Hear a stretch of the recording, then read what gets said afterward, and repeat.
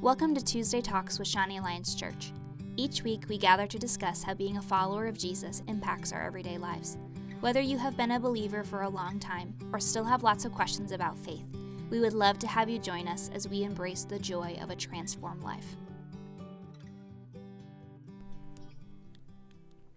Hello, welcome back to another week of Tuesday Talks with Shawnee Alliance Church. My name is Bridgett, and I will be your host. And today, I have a special guest, Allison.Jones. She is here with us today from Cornerstone of Hope, and that is in our area. For those of you who are local, is a local Christian practice for Totally missed. I asked Allie before. I was like, "What do I call it?" I'm like a counseling place, a local Christian counseling practice. Wow, that was Perfect. A big mouthful. Anyway, Allie, welcome to the show. We are so glad that you're here.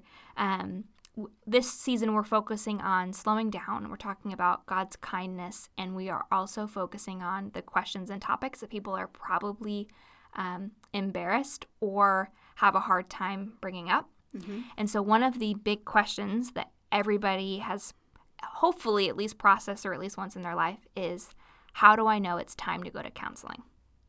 We all go through rough seasons and rough days, but what is the difference between I'm having a rough day and it's time for me and my mental health to go seek professional counseling? So that's just a conversation that we would love to have with you today, and we're so thankful that you could join us. So I guess the first question I want to start with is, what would you say is the actual purpose of going to counseling? Sure. So something that we talk about a lot in our office is that our goal is to get people to a place where they feel whole and holy. And so for us, the purpose is to take someone who has brokenness in some area of their life. And that can be something severe like trauma. That can be something that is, maybe you have a little one that's struggling with ADHD. That can look a lot of different ways, but to get a person to a place where they are present in their day-to-day life and that they feel like they are doing life well. And so, kind of the clinical way we talk about it is moving someone from dysfunction to function, but we really like getting someone whole and holy a lot better. I love that. That's good. One of the things that I feel like people have a question about is, how do I approach this with family and friends if this is the first time I've ever gone to counseling, and I know that people might say, you don't need to go to counseling, you're fine, or there's some shame around it, or whatever it is. How do we even begin approaching that conversation? Mm-hmm. Well, a couple things come to mind when you bring that up. I think, number one, being mindful of healthy boundaries is always important. That's something that we talk about just about every single day in the office. Here on the podcast, too. So there are certain people that just don't need to know you're going to counseling. Yeah. But I think if it's a spouse or somebody, like that is going to probably notice that you're going somewhere on a regular basis. I think just understanding that this does not mean that you are, crazy is a word I don't like a whole lot, but there's, I think, kind of a stigma that if you need to go to counseling, that there is something very severe going on. And so I think that sometimes just having a really blunt conversation about, this is what I hope to see grow or change in my life by doing this. I think that is a much better focus than, this is what's wrong with me and this is what I'm going to address. And I find that most people, it's really hard to argue or be critical of that when someone says, this is what I hope to gain from this. And also, I think understanding that your information is very protected when you're in a counseling relationship. I mean, not only just morally do we feel like that's important, but also ethically. Our license says that we cannot share this information with anyone, with a few exceptions about safety. But aside from that, this information will not be public knowledge. This information is protected. So how is going to see a counselor different than seeking out having a mentor, especially in a faith community?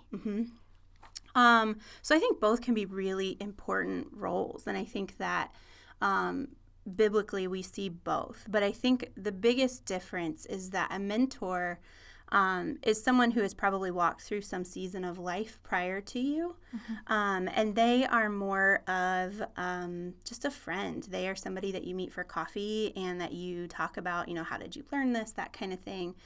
Whereas a counselor is more of a clinical relationship. So the biggest difference is that I see in counseling, we're probably going to dig a little bit deeper. We're going to try to figure out what is underlying whatever is going on. To try to figure out, what purpose is this behavior serving, or when did this start, and how can we really get to the deeper issue to hopefully heal from it. So ours is not a relationship of friendship. We are not the ones that you call when you're, fighting with a spouse or frustrated with a kid. That's what a mentor is there for. That's good. That's kind of the difference. So what would you say, we use a lot of this language on the podcast of the lights on my soul's dashboard are going off. There's something. What would you say are some of the lights that are flashing or the warning signs to say, hey, I need to have a soul check and it might be time to go speak with a counselor? So I think probably first and foremost, something that we see across the board, whether it's with kids, teenagers, or adults, or even within marriages, is that if all of your emotions seem to be really intense and kind of I talk to kids a lot about if you react in a way that doesn't seem to make any sense to the people around you, there is probably something going on that you need to check in with.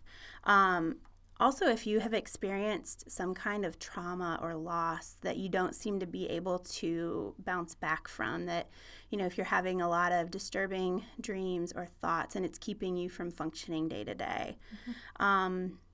We also see a lot of people that are struggling with somatic symptoms. And by that, what I mean is things going on physically. Maybe you're having stomach aches or headaches or heart palpitations, that kind of thing that aren't explained medically. Our bodies are designed in such a creative way by our Creator that we sometimes manifest mental and emotional things physically. And so sometimes that can be a real cue. Also, if you find yourself coping in unhealthy ways. And so obviously we start to talk about drugs and alcohol, but also if you are, binge watching 13 seasons of something every weekend, if you are not speaking to anybody. Yeah. If you are withdrawn, if you are, really filling yourself with anything other than God, then that can be an unhealthy coping skill. If you find that relationships are struggling all of a sudden, or people are showing concern about you, or another big one we see is if you're starting to disconnect from people or activities or things that used to matter to you and they don't anymore. Those are kind of probably the biggest overarching reasons that people reach out for counseling. Got it.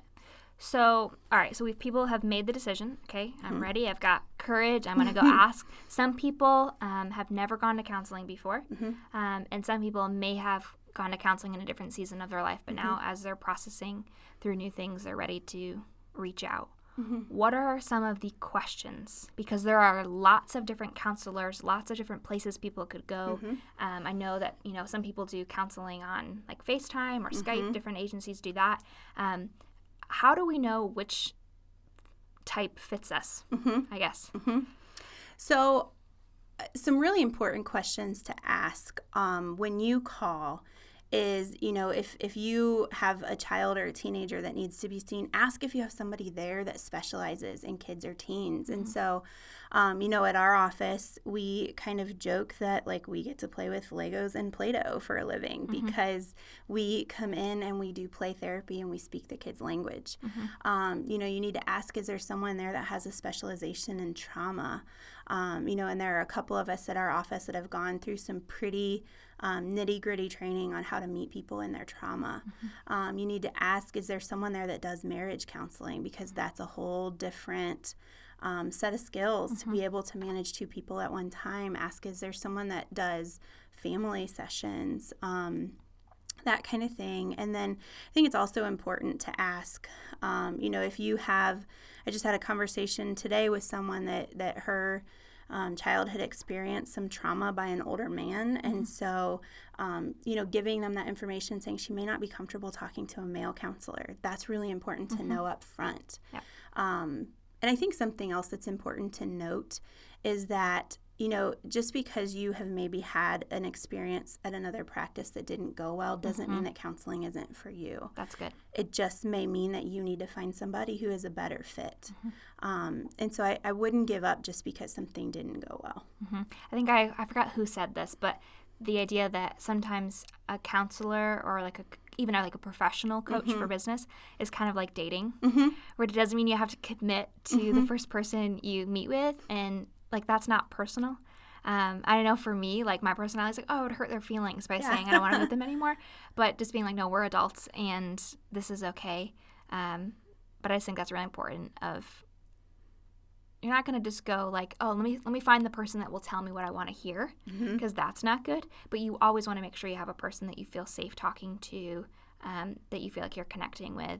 Even if one of my favorite counselors from college, I laughed so hard. There was one day that we left, and I literally hated her when I left. I was so angry. And I was probably means she's doing a good job. And I just was it was so funny because I was bye. I rolled my eyes and didn't even say I was so 19. And I left, and I was that was one of the most life-changing conversations I've ever had. But it really stung, that idea that conviction stings, but it doesn't wound us. That's what condemnation does, or the enemy does. But conviction says, ooh, ouch, that was really, that stung to hear what I needed to hear it. And so that's always important too, that when you're looking for a counselor, that it's someone that you feel safe with, you connect with, but that doesn't mean that they're going to sugarcoat and make you feel better. That's not their job. Right. So here's a question. How long do we go to counseling for? Is this a one-time thing? Do we do this for the rest of our lives? How do we do this? I love this question because this is asked so often while we're doing the intake, and they'll say so, especially when I'm working with parents and I'm going to be seeing their kid or their teenager, and probably once a week I have a parent that says, so how many sessions till you fix them? Which there are a couple things to address in that conversation. Yes.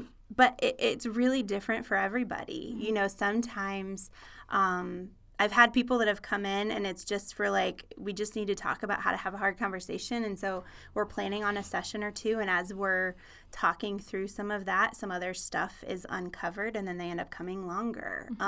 Marriage counseling especially is typically not a real quick thing. It doesn't typically take a long time to damage a marriage, and it's not often fixed overnight either.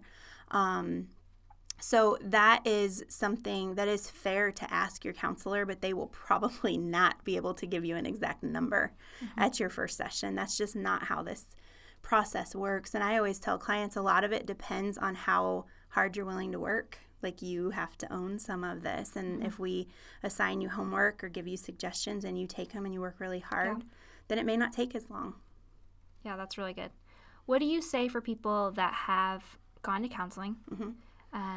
They had really good results, and maybe it was 3 years ago, maybe it was 15 years ago, because I feel like sometimes people can just shut us off, oh, I've already been in counseling, don't need it ever again.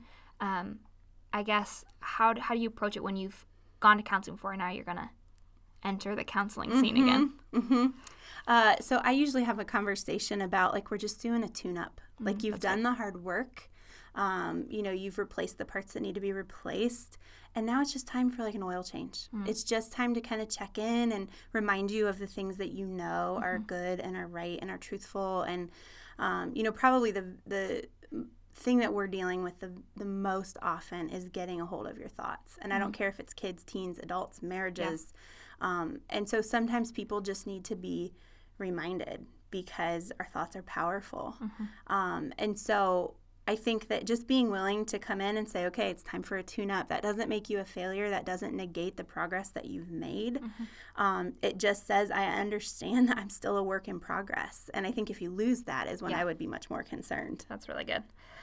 So in light of this, what are some other counseling myths that are popular that may be keeping us silent or stuck from asking? Yeah. I think TV hurts us counselors a lot because, on TV, the counselor is there and they have all the answers and they have your life all figured out.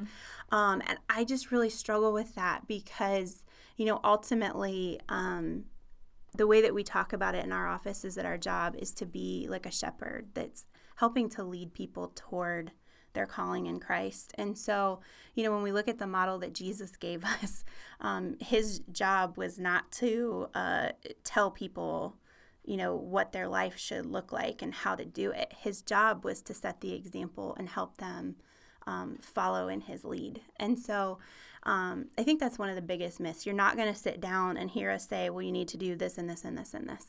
We're going to talk about the way that God has equipped you and that you have, determination over the choices that you make, and that,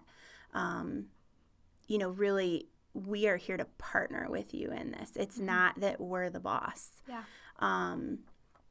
And I think another myth, I always laugh at the people are like, where's the couch? Where do I lay down? We don't always make you lay down. Very rarely do we make you lay down. I mean, I've done jumping jacks with kids. I've done a little bit of everything. But probably the biggest myth is that our job is to fix all of your problems, when really we don't have the power or the capacity to do that. Yeah. So what would be a sign of a bad counselor? Run, this is not the way this should be done. Yeah. So I occasionally will hear stories.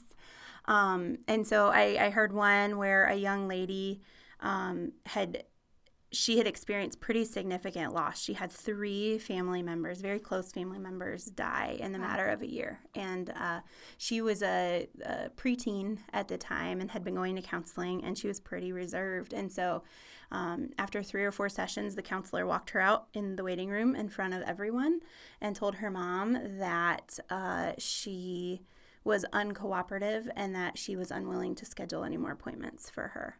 Oh my. And this young lady was pretty broken by that. She was like, I can't even do counseling right. And so thank goodness the school ended up referring her to us. And it took a couple of years before she was willing to come back. And I've been seeing her for almost a year now, and I just love her to pieces. Cool. And so I think those kinds of things. I think a counselor who is unwilling to be flexible. I mean, like I said, I take kids on walks. We get out Legos and sand and markers. And I mean, a counselor that's willing to be flexible and meet you where you are is really, I think, the most important thing. Not somebody that comes in and has everything all planned out for you. Yeah. So you mentioned children. Yes. And I know that you work in our local schools. What does that look like for you? So I do a little bit of everything in the schools. So we do a lot of assemblies where we talk about everything from social media to anxiety and depression. We've done some suicide prevention work. We've done some test anxiety stuff in the schools, class lessons. We've done parent evenings where we come and give the parents some education and try to equip them. We have done staff trainings in the schools. And we've also run some small groups, which is a lot of fun in the schools. That is cool. So I just want to kind of keep continuing on children for a second, because this is probably one of the majority of our listeners are going to have questions about their kids. If a kid is in counseling, is it ever just the kid that needs the changing? No.